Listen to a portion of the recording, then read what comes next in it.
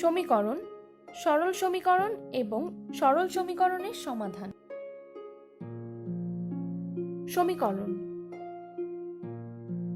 ধরো তুমি দোকান থেকে চকলেট এবং বিস্কুট কিনলে।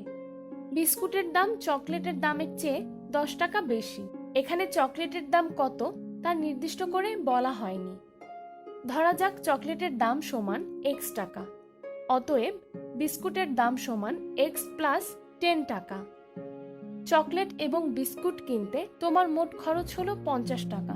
তাহলে আমরা লিখতে পারি x plus 10 equal to 50 বা 2x plus 10 equal to 50, কারণ চকলেট এবং বিস্কুটের মোট দাম হচ্ছে দোকানদারকে দেওয়া তোমার 50 টাকার সমান। 2x plus 10 equal to 50 একটি গাণিতিক খোলা বাক্য, যার মধ্যে সমান চিহ্ন দিয়ে সমতা প্রকাশ করা হয়েছে। অজানা বা অজ্ঞাত রাশি x কে চল বা চলক বলা হয়।